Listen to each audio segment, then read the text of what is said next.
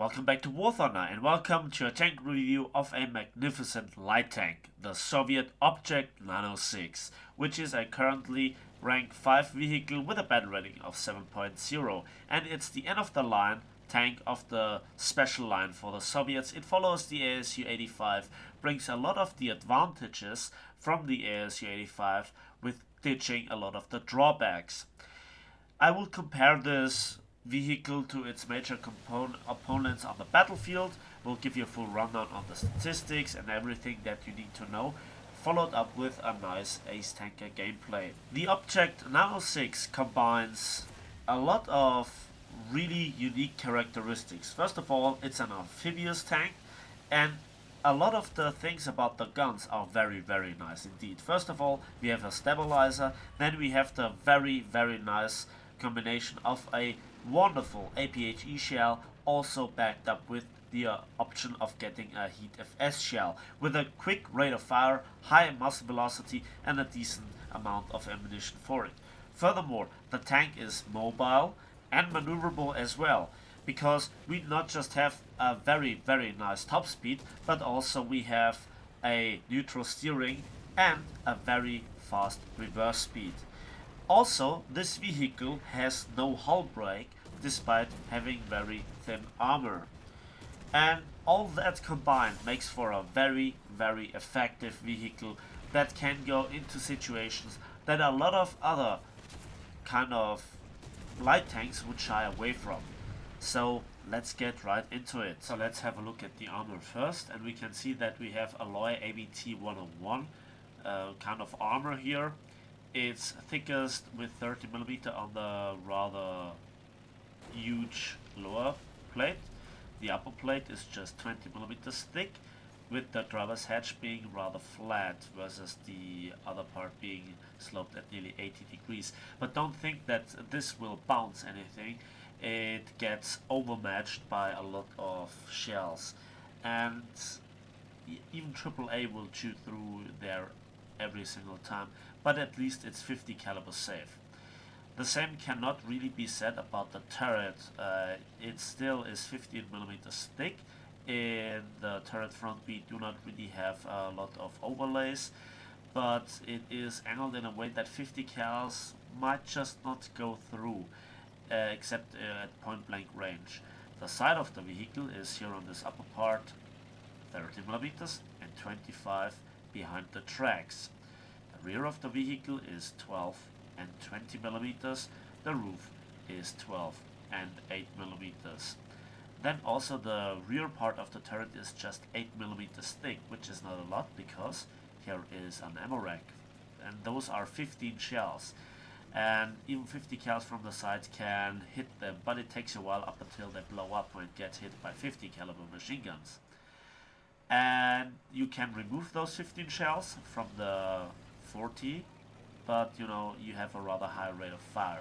And then we also have a lot of ammunition here, and also here, and also the sides. So at the end of the day, the lowest amount that you can take with you is those 6 and those 6, one in the breech, so that's 13 rounds. That's not a lot. Then we come to the crew, just 3 crew members, the driver, the commander and the gunner. The commander also serves as loader, it seems. However, you don't get a penalty when the commander dies in terms of reloads. You still keep your reload more or less when down to just 2 crew members.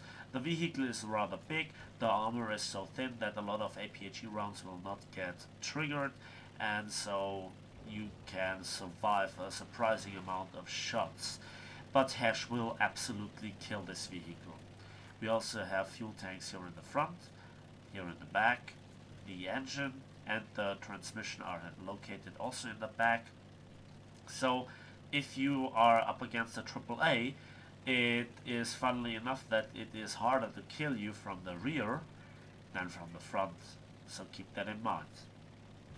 So now let's talk about the mobility of the tank, and we can see it's not too bad and not too good at the same time for a light tank in particular. We have the second weakest engine in this comparison with just 300 horsepower, but we are also the second lightest tank in this comparison with 14.8 tons, giving us a specific horsepower to ton ratio of 20.3. A lot of other light tanks, in particular the RU-251, have much higher horsepower to ton ratio, and when we look at the M56 Scorpion we can see the insane differences.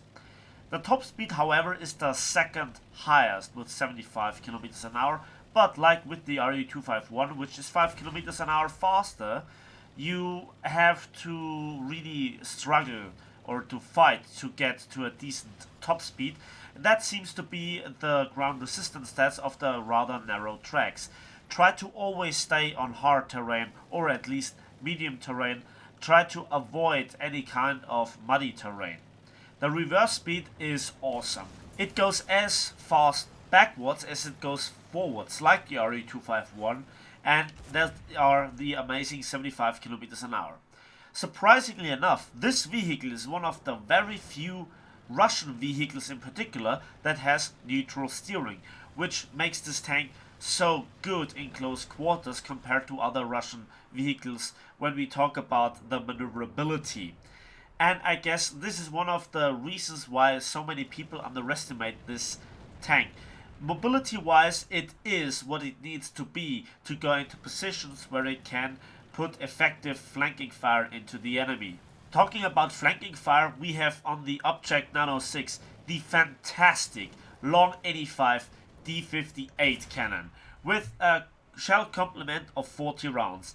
That is okay for most battles, I have to say. You practically never run out of ammunition, especially because you don't have to take an awful amount of shell selection with you, which I will talk about later. The reload is fantastic here with 6 seconds. It is just beaten by the T92 with 1 second and by 0.1 second by the M41 Walker Bulldog, but both feature a 76.1mm gun. And the rate of fire is what makes this tank so good. Practically overall, you have a better performing long 88 with a better shell selection. We will again come to this back in a moment. And you just are a light tank. The turret rotation speed is okay-ish overall. 20 degrees per second for an ace crew again here is something more medium tank stylish. The majority of other light tanks have 24 degrees or higher, with the exception of the M56 and the Type 62. The gun depression is typically Russian, just 5 degrees, but the gun elevation is 20 degrees. So that is kind of a limiting factor. On the other hand, your elevation speed is 0.5 degrees higher than the overall rest of the light tanks, with the exception again of the Type 62 and the M56 Scorpion. And more than that, you also feature a stabilizer, and that is just awesome. That allows for snapshots, as you could see in the background. It allows firing on the move effectively, and also in close quarters you don't need to break down to precisely aim. And that is just such an improvement of when you compare this to tanks like the M41 Walker Bulldog, just in comparison, which has to stop and then put very precise shots into the ammo rack of an enemy or try for multiple disabling shots. Now let's talk about the ammunition types, of which we have 3 different. The first one being the QF372 HE round. It has a very good muzzle velocity for an HE round of 1010 meters per second. 740 grams of TNT equivalent is not good enough to create more than 11 millimeters of penetration. So that is the stock HE round. And the second stock round is the BR372 APCBC APHE round. And that is a fantastic round for a light tank. It features 1040 meters per second of muzzle velocity. That is higher as some of the long 88s from the Germans APHE round. It has just a TNT equivalent of 85 grams, which is not very high at the first glance. However, the fragmentation is very, very good, and you can delete very often King Tigers from the front through a turret shot. And then we also have 230 millimeters of penetration. That is close to the long 88 of the Germans. Again, this is not just your stock round, but it also should be your default round that you should take most of ammunition with you.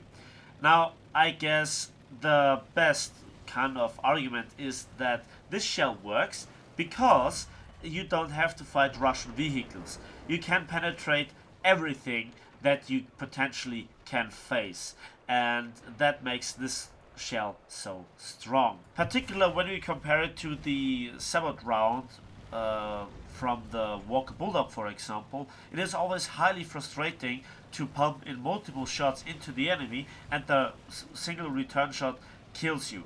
With this stock round, you don't have this. You always kill crew, you always disable the turret ring and or the gun breach, and you can take your time for the reload, which you do not really need again because of your 6-second reload for an ace crew. The third and final shell that you then can research is a tier 4 upgrade, and it's the 3BK7 HEAT-FS shell. It features a very decent mass velocity of 925 meters per second, and it has a TNT equivalent of 1590 grams. Furthermore, it features a penetration of 300 millimeters. That is not as strong as some of the American millimeter or based on American 90 millimeter guns, HEAT-FS shells with 320 millimeters, but it's still good enough to deal with the opponents that you have to deal. Now, again, I have to say that you do not really need that shell in my opinion, because the stock shell is so good. However, the real advantage of the stock shell is that it makes the stock grind for all the remaining modules much more comfortable than in so many other vehicles that you can compare to this one. So now let's quickly just compare a little bit the ammunition from the raw stats, and we can see that again we have this awesome combination of APHE and HEAT-FS on one tank. The RE251 doesn't have that, and that's a drawback in my opinion. Especially when you have side shots, or you have to fire through walls, or you just have to fire through objects that would detonate your heat shell, HES shell, or HE shell, like trees, bushes, fences, and so on. Then also the T92 doesn't have that. Yes, it does have HEAT-FS, but it's not the highest penetrating one, and also the APCR is not as comparable in terms then of damage than the APHE round, especially when we compare the sheer penetration of the APHE round to both the Type 62 and the Type 61. We immediately can see that those 90mm guns or 85mm guns respectively, they just don't have the punch, and the Type 61 first has to research that one. So you kind of see the stock run on this tank is relatively easy mode, and I like that. So in this respect, it has a big advantage. Then combine that with the excellent mobility, gun handling, kind of survivability. You know, just surviving shots like those is not impossible. Due to the size of the tank, people often miss the vital parts. So again, the tank just feels awesome. And yeah, the situation, the background that you could see was just put in there deliberately for the kind of high amounts of survivability. So yeah, this is the Object Nano 6. So now let's take the Object Nano 6 into a really nice battle, and let's see how it performs and why it performs the way it performs. So I go into the first capture zone, A, and try to capture it. And you can see the speed is not too bad on this terrain, but it's not really outstanding. I guess 20 horsepower per ton around that is not exceptionally good for a light tank. It is still good, but again the ground resistance stats they just play a little bit against it. So at the moment I'm getting out of the capture zone again. I want to actually go closer to B, and I just waited up until a teammate goes into A to actually capture it for me. Then yes, I get no points, and this is controversial, I know, but I was more interested in getting to the front line. Now this is not a place that I would recommend for a light tank, but the stabilizer does the job, killing the T-92 directly. Then I see this British tank, the charioteer, but he gets taken out before he came around the building. So now I go into the capture zone and I look around me to figure out what is what. And I actually want to prepare here some ambush shots. Again, I could easily get out of this situation if I have to, when I see somebody advancing that I cannot take out with a single shot.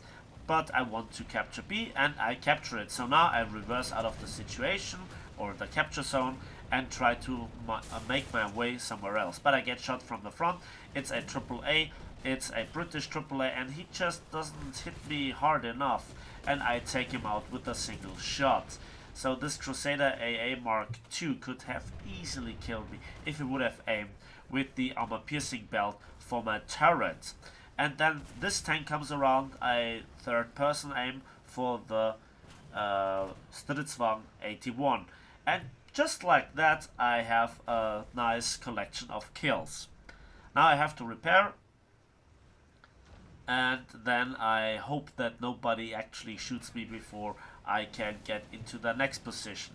First I reverse, and there was somebody at the other side of the river that shot one of my teammates, and I couldn't see him, so I don't go into this obvious position. But now my teammates pushed through the flanks, and you can see we are killing the enemies left, right and center. It's a typical Russian team. When you have IS-6 and T-54s on your flank, you have to play very aggressively to get any kills at all.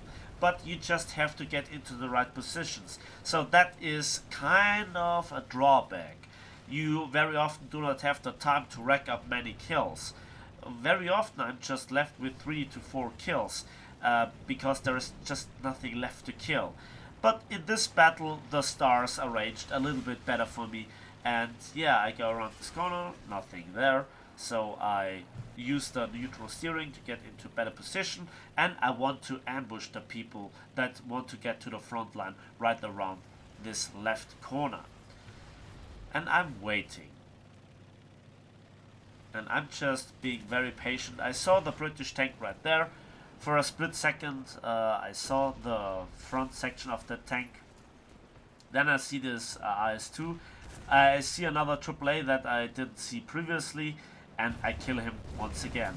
The Stridsvagn kills then my IS-2 buddy, and I revenge him for my ace. 5 kills just like that. Another double strike.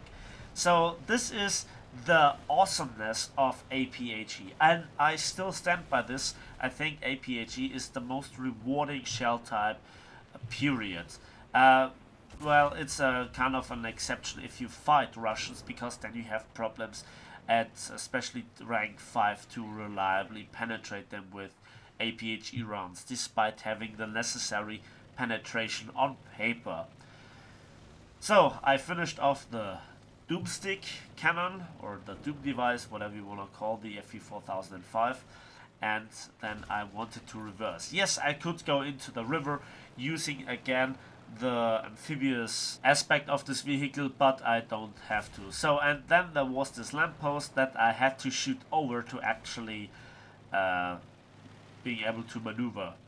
That is a bit of annoyance having such a lightweight tank, so yeah, but again, overall the vehicle is really nice, and I just couldn't get the shot off before this guy there shot me. And again, I lost the gunner, and I have to repair for 42 seconds the gun breach. So again, you can still survive shots like that. I guess that would have killed a Walker Bulldog, but yeah, that's just me.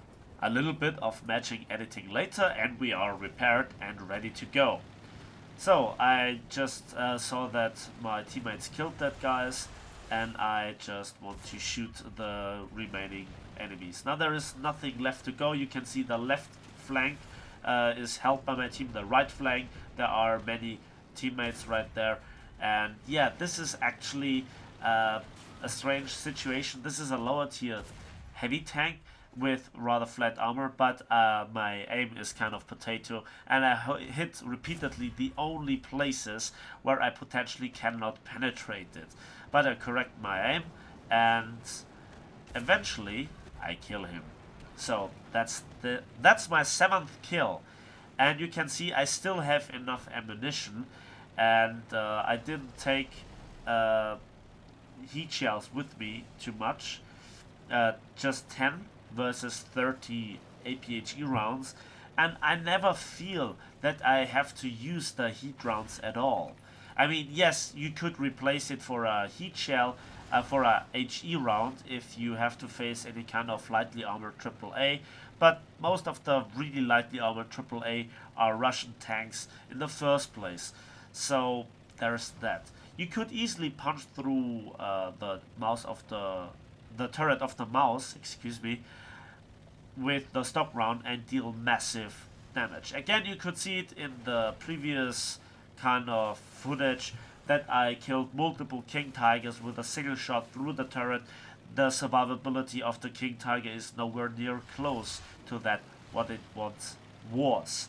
So again, APHE is the dream, and the combination of APHE round for medium to decent armored tanks and heat shells for heavily armored targets is just everything that you need.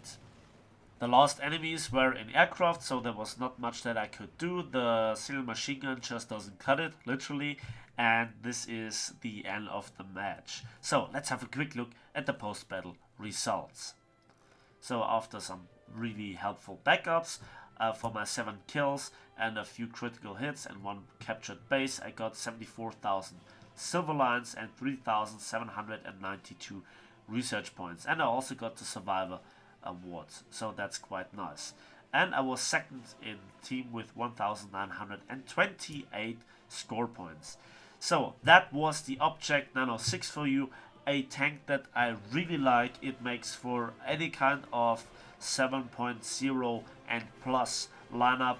It is mobile, it's maneuverable, it has a rapid firing gun with a really great damaging effect. The stock grind is not too bad, it's amphibious, it doesn't have hull break, it's just all around a fantastic light tank. So that's it for me today. Thanks for watching, thanks for listening. I hope you enjoyed this tank review. Please give it a like if you liked it. Subscribe if you want to see more, and we'll see each other on the battlefields of War Thunder.